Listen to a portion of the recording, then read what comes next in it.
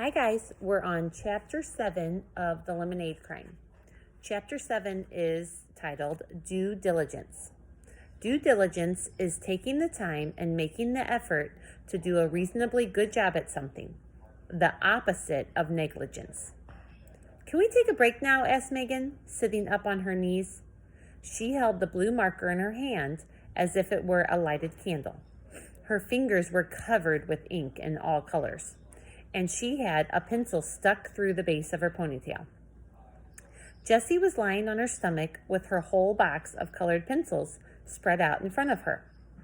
There was no way they could take a break now. The trial was tomorrow.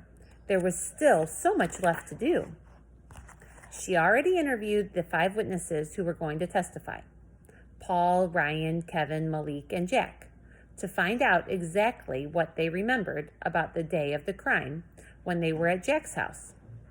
She'd written out index cards for David Kevorkian that told him exactly what he was supposed to say during the trial. When the trial begins, you bang your gavel and say, "All rise, court is in session. The Honorable David P. Kevorkian presiding." If somebody talks who's not supposed to, you say, "Order in the court! Order in the court!" If you're not quiet, I will hold you in contempt. When you swear in a witness, you say, "Do you swear to tell the truth, the whole truth, and nothing but the truth?"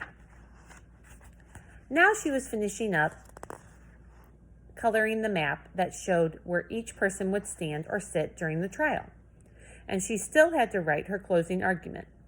Jessie felt for the first time in her life as if she was about to take a test and she hadn't studied long enough. "Let's just work a little longer," she said. "Are you almost done with the name tags?"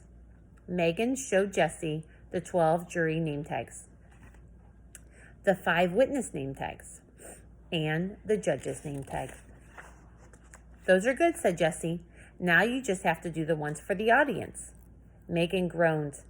"This is why Evan calls you Obsessy Jessie." Jessie hated that nickname.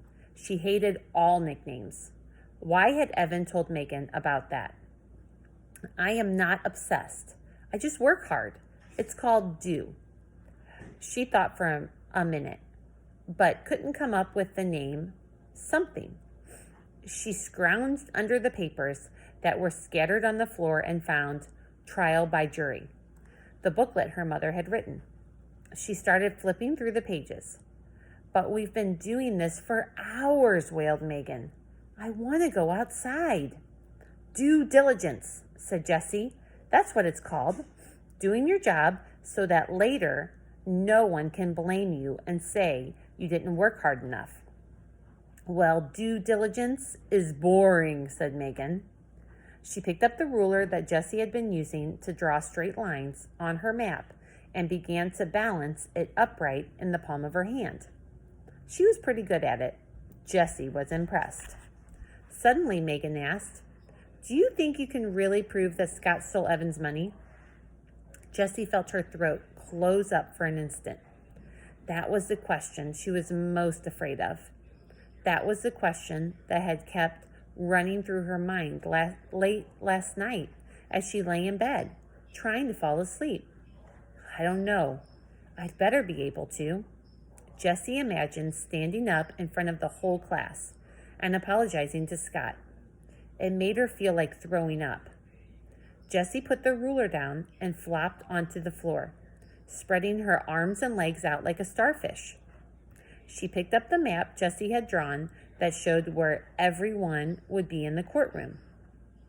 The courtroom isn't a room at all. It was the grassy part of the school playground, the part that the farthest away from the building and the blacktop, and was shaded by a row of large elm trees. Jessie had drawn exactly where they would set up the milk crates and the jump ropes and the balls and who would sit where. Everybody's name was marked with some kind of symbol. Okay, here's the map. Got it? Megan stared at the map. "It's like I can almost imagine the whole thing happening," she said. "There's just one thing. She turned the paper one way, then the other. It's not symmetrical, see? Jessie looked at the map. What was Megan talking about? It's supposed to be balanced, right? Everything even. But look! Megan pulled the pencil out of her ponytail and drew a light dotted line down the middle of Jessie's drawings. See? It's not symmetrical. Scott doesn't have a lawyer, she said. The sides aren't even, so it's really not, fair. I mean to Scott. Well, it's his own fault, said Jessie. She worked too hard on her map to hear any criticism of it. But still, said Megan, isn't it the law that everyone gets to have a lawyer if they get arrested?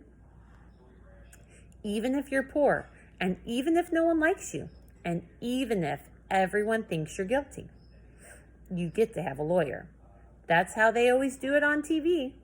Jessie shrugged. He wants to defend himself. You're allowed to do that in a real court. Megan shook her head.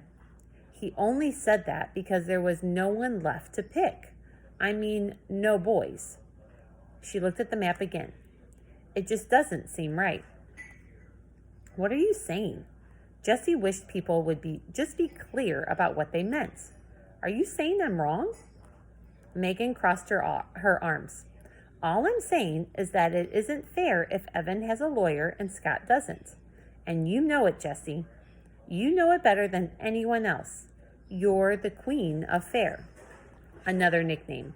Was it an insult, the way Megan said, the queen of fair? Sometimes someone said something one way and meant it exactly the opposite. That was called sarcasm. And Jessie always missed it, like a pitch thrown too fast, leaving her swinging at nothing but air. Outside, Jessie could hear the steady bouncing of a basketball in the driveway. Evan shooting hoops. Did he even know how hard she was working for him? Then the bouncing stopped, and she heard a car pull into the driveway. Megan heard it too. That's my mom, she said. Gotta go. Megan had a dentist appointment at 4 o'clock. For the first time ever, Jessie was glad to see Megan go. Okay, that's the end of chapter 7. So finish up those questions, and I will see you tomorrow. Bye.